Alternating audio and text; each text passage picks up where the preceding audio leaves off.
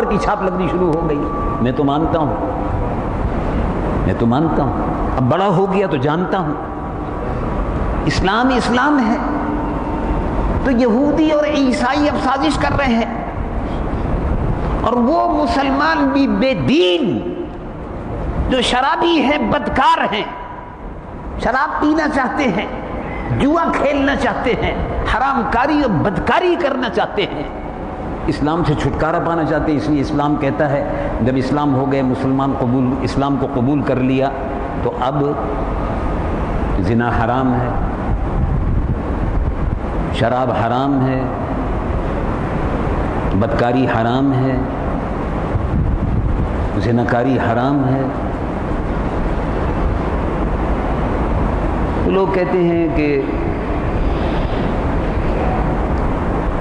نظر بد جو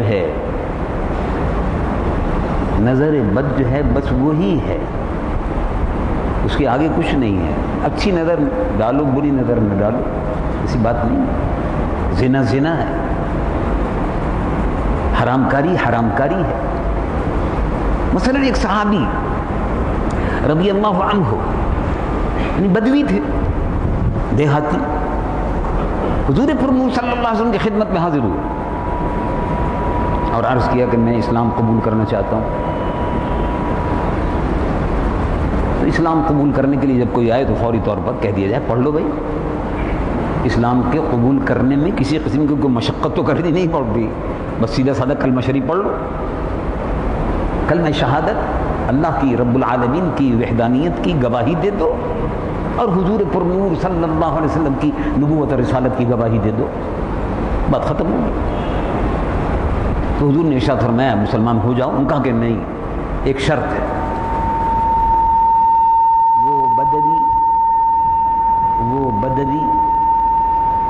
وہ دیہاتی، بدوی دیہاتی کو کہتے ہیں، بدوی دیہاتی. انہوں نے عرض کیا کہ دل چاہتا ہے اسلام قبول کرنے کو، لیکن ایک عادت بہت بری ہے. آپ اس کو برا سمجھتے ہیں، میں اس کو اچھا سمجھتا ہوں. کیا عادت ہے؟ ان کا بس ایک بات ہے، میں اسلام قبول کروں گا لیکن ہر دوسرے تیسرے دن مجھے ایک عورت چاہیے، حرام کاری اور بدکاری کے لیے. بزرگ صاحب کو کہیے تشریف رکھے، قرآن شریف سنیں، آرام سے بیٹھ جائیے، قرآن شریف سنیے. یہ بعد میں کر لیجیے گا جو کرنے کے کام. ہاں آرام سے بیٹھ جائیں، آرام سے قرآن شریف سنیے.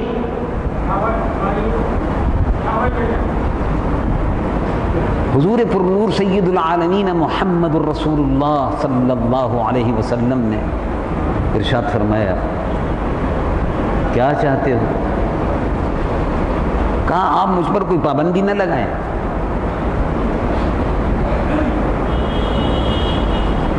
مجھے زنا اور حرام کاری کا شوق ہے،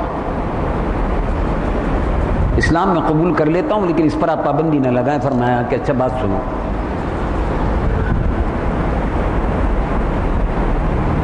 کوئی آدمی اگر آپ کی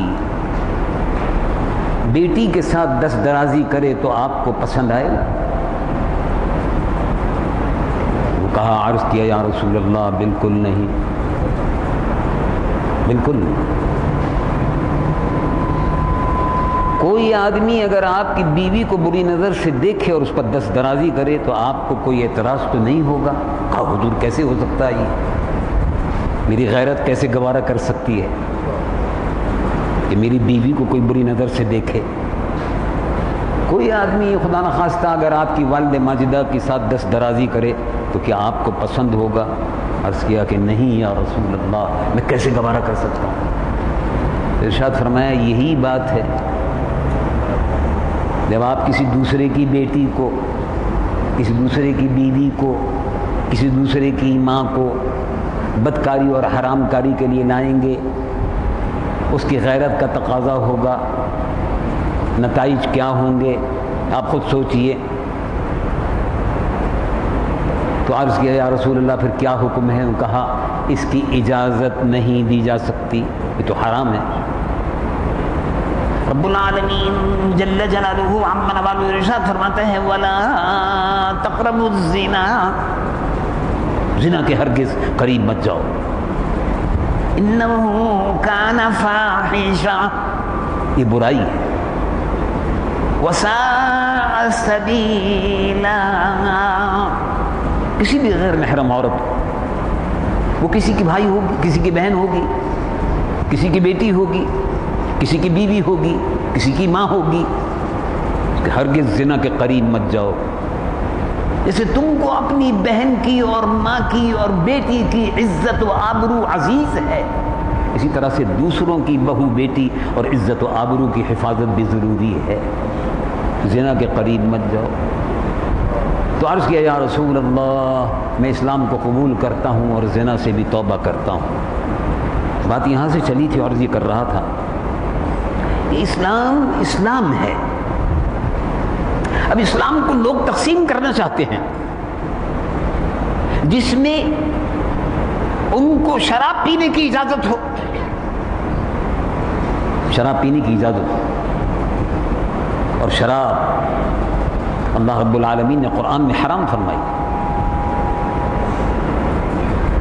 رب العالمین جل جلالہ عما نوالہ قرآن مجید و فرقان حمید میں ارشاد فرماتا ہے انما الخمر والمیسر والانصاب والازلام رجس من عمل الشیطان فاجتنبوه لعلکم تفلحون۔ شراب، جوا، خمر والمیسر والانصاب والازلام، وہ پرانے زمانے میں تیر نشانے پر لگایا کرتے تھے، اس سے پھال نکالا کرتے تھے بت خانے میں جا کر۔ یہ شراب ہے، جوا ہے، رجسن گندگی ہے، عمل شیطان ہے۔ یہ جو شراب پیتا ہے، پلاتا ہے، پلواتا ہے، لائسنس دیتا ہے، یہ شیطانی کام ہے اور گندگی ہے۔ جو آدمی یہ کام کرتا ہے، جو حکومت یہ کام کرتی ہے، وہ شیطانی حکومت ہے، یہ شیطانی کام ہے۔ اب ایک اسلامی حکومت میں شراب کے لائسنس کی دکانیں کھولنا، شراب پینے اور پلانے کے لیے دکانیں کھولنا، کہتے یہ ہیں کہ ہم نے غیر مسلموں کی سہولت کے لیے دکانیں کھولی ہیں۔ تو یہ بہت عرصے کی بات ہے، وزراء بیٹھے ہوئے تھے، ایک میٹنگ ہو رہی تھی، تو میں نے کہا آپ نے غیر مسلموں کی سہولت کے لیے شراب کی دکانیں کھولی ہیں، یہ آپ نے فرمایا ہے، اور آپ لائسنس بھی غیر مسلموں کو دیتے ہیں، بہت خوب۔ آپ بتا سکتے ہیں کہ یہ کہاں حکم ہے قرآن شریف کا، حدیث مبارک کا، کہ غیر مسلموں کو شراب کی سہولت دو اور غیر مسلموں کو حرام کاری کی سہولت دو، غیر مسلموں کو جوا کھیلنے کی سہولت دو؟ یہ کہاں لکھا ہوا ہے بتائیے؟ کوئی جواب نہیں تھا۔ تو لذت نفس کے لیے خود پینا چاہتے ہیں، تو ہندوؤں کے نام پر، اقلیتوں کے نام پر، عیسائیوں کے نام پر دکانیں کھول کر وہ پرمٹ خود اسی کے ذریعے سے اپنے لیے لے لیتے ہیں تاکہ شرابیں پئیں، بدکاریاں کریں، حرام کاریاں کریں۔ اور اسی طرح سے زنا کاری اور حرام کے لائسنس دیے جا رہے ہیں۔